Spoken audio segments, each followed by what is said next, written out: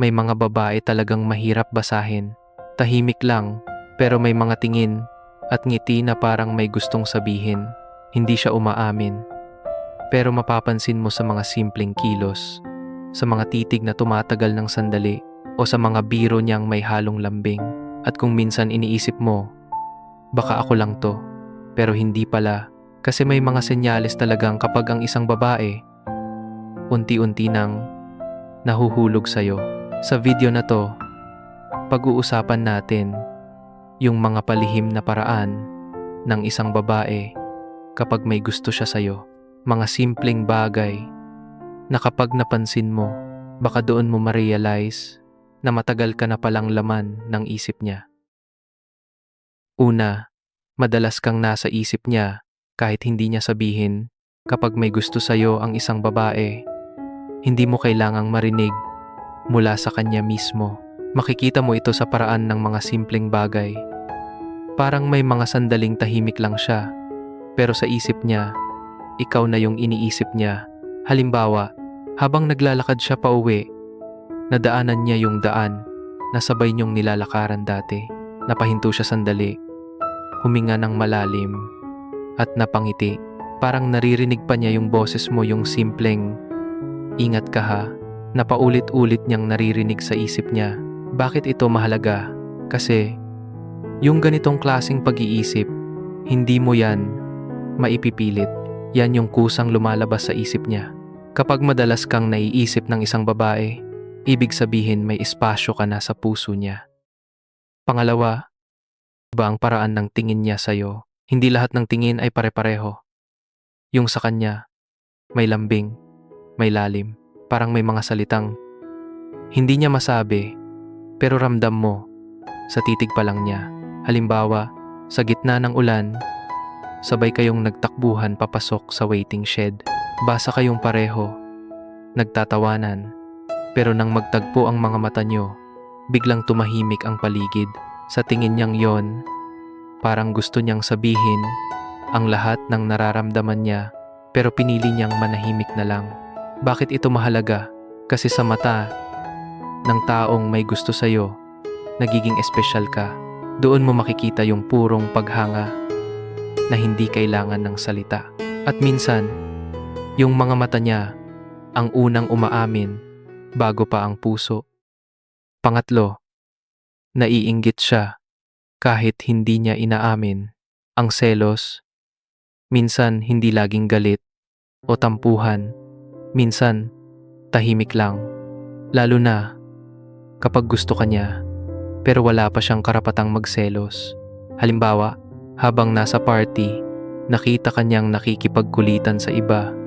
Nilapitan ka niya, sabay biro, "Uy, wag masyadong sweet ha." Tapos ngingiti siya, pero sandaling tumingin sa malayo. Akala mo okay lang, pero yung ngiti niyang yon, may halong sakit at inggit na pilit niyang tinatago. Bakit ito mahalaga? Kasi yung selos, senyales yan ng pag-aalaga. Hindi man niya aminin, pero natatakot siyang mawala ka. At sa mundo ng mga palihim na damdamin, yung selos ang unang sumisilip. Kapag may halong pag-ibig na. Pang-apat, gumagamit siya ng humor para mapalapit. Humor ang isa sa mga paboritong sandata ng babae kapag gusto niyang maging komportable ka sa kanya. Kahit corny o simpleng hirit lang, gusto niyang maramdaman mong masaya siyang kasama ka. Halimbawa, habang sabay kayong naghihintay ng jeep, bigla siyang nagbiro, "Mukhang wala na namang seat para sa akin sa tabi mo ah." Sabay tawa, pero sa loob-loob niya, gusto lang niyang mapalapit kahit sa biro, kahit sandali lang. Bakit ito mahalaga? Kasi yung humor ang paraan niya para itago yung totoo niyang nararamdaman, para hindi siya halatang nahuhulog na. Pero sa bawat biro, unti-unti siyang lumalapit hanggang sa tuluyang mahulog. Panglima, madalas siyang magbigay ng compliments. Kapag gusto ka ng babae, mapapansin mo kung gaano siya madalas pumuri, hindi lang sa itsura mo, kundi pati sa mga bagay na ginagawa mo. Halimbawa, habang nasa cafe kayo ng barkada, Sabay niyang sabi, "Uy, bagay sa'yo yung kulay. Ang linis mong tignan." O kapag may na-post ka sa social media, laging may comment siyang, "Ang galing mo talaga." Hindi man halata, pero bawat salita niya may halong paghanga. Bakit ito mahalaga? Kasi sa dami ng tao sa paligid, ikaw yung pinipiling purihin niya. Ibig sabihin, ikaw yung tinitingala niya, hindi lang sa panlabas, kundi sa kung sino ka sa loob. Panganim, nakikinig siya sa'yo kahit sa maliliit na kwento. Yung mga babae na may gusto sa'yo, hindi lang nakikinig, iniintindi ka nila. Kahit yung mga simpleng kwento mo tungkol sa araw mo, tandang-tanda nila. Halimbawa, habang umuulan, sabay kayong naglalakad pauwi. Ikaw, kwento ng kwento tungkol sa paborito mong banda. Tahimik lang siya, nakangiti, pero yung mata niya nakatuon lang sa'yo. Ilang araw matapos yon, sinend ka niya ng kanta galing sa banda na yon.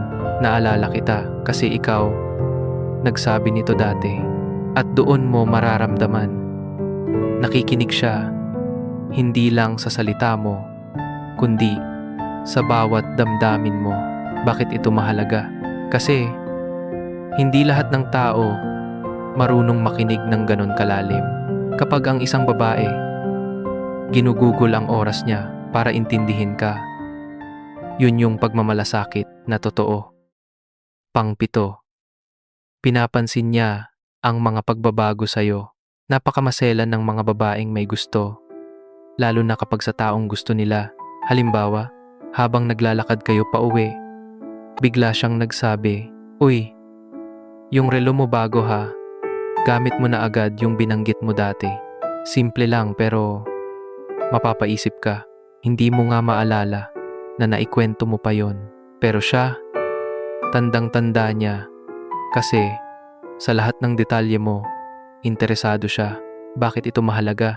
Kasi ang pansin ay hindi ibinibigay sa lahat.